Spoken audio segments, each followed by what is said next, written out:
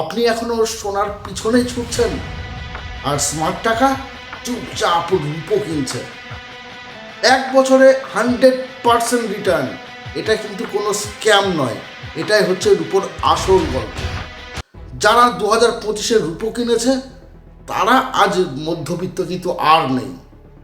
সোনা আপনাকে নিরাপদ রাখে ঠিকই, কিন্তু রূপো আপনাকে লাখপতি বানাতে সাহায্য করবে।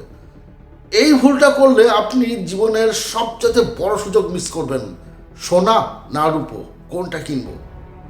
আপনি যদি মনে করেন সোনা মানে নিরাপদ ভবিষ্যৎ, তাহলে এই ভিডিও আপনার চোখ খুলে দেবে।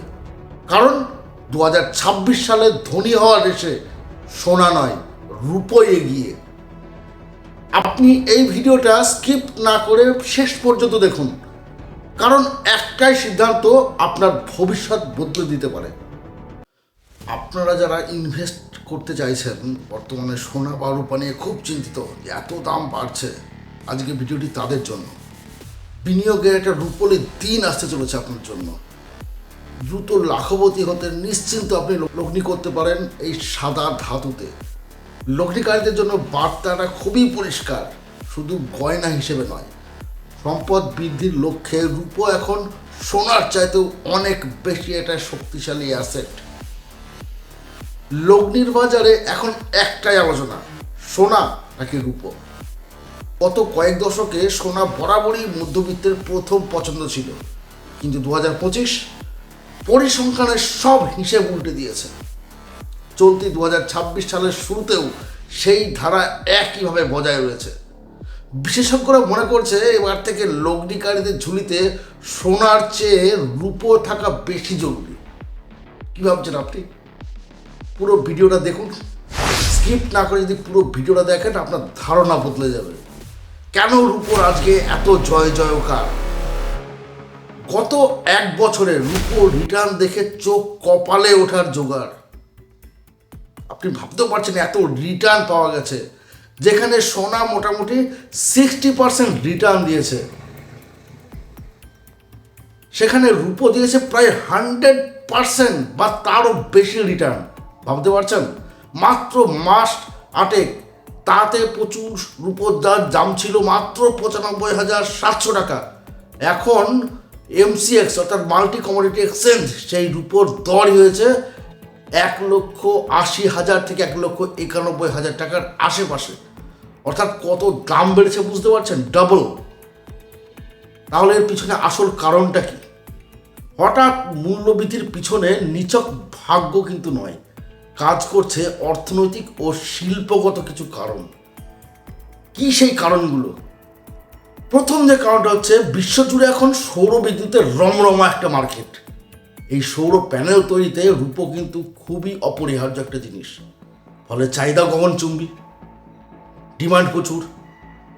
দ্বিতীয়ত হচ্ছে বৈদ্যুতিক গাড়ি, ইলেকট্রিক ভেহিকলস এখন আশেপাশে খুব দেখতে পাচ্ছেন, এবং এই আধুনিক ইলেকট্রিক ভেহিকলসের যে সরঞ্জাম, তাতেও কিন্তু রূপোর ব্যবহার ব্যাপক হারে বেড়েছে।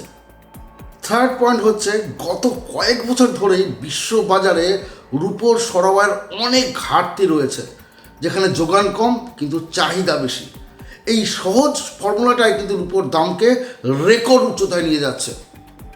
ফোর্থ ইম্পর্টেন্ট পয়েন্ট হচ্ছে, মার্কিন ফেডারেল রিজার্ভ ব্যাংক যে সুদের হার কমানোর একটা ইঙ্গিত দিয়েছে, তাতে ইন্টারন্যাশনাল বাজারে ডলার কিছুটা হলেও দুর্বল হয়েছে, আর তার সুফল সরাসরি পাচ্ছে এই রূপো।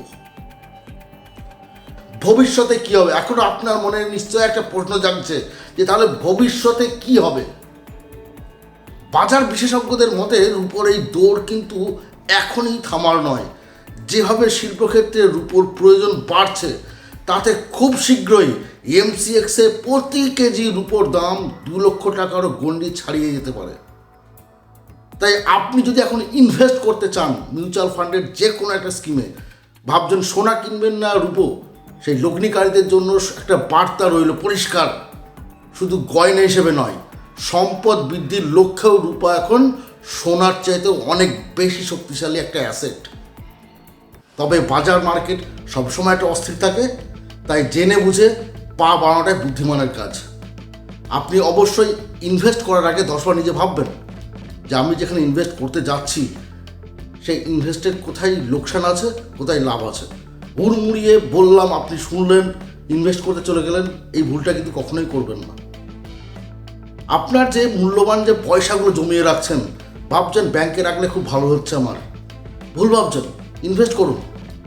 আবার ভাবছেন সোনার দাম এত বৃদ্ধি, দেখুন সোনার সাথে সাথে কিন্তু অনেক জিনিসের দামে বৃদ্ধি পেয়েছে, যেগুলো আপনারা খবরই রাখছেন না, কারণ আপনি জানেন সেগুলো মূল্যহীন।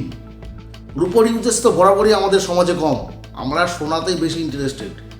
বাট তলে তলে যে রূপো একটা এত বড় অ্যাসেট, ভেবেছেন কখন আপনি?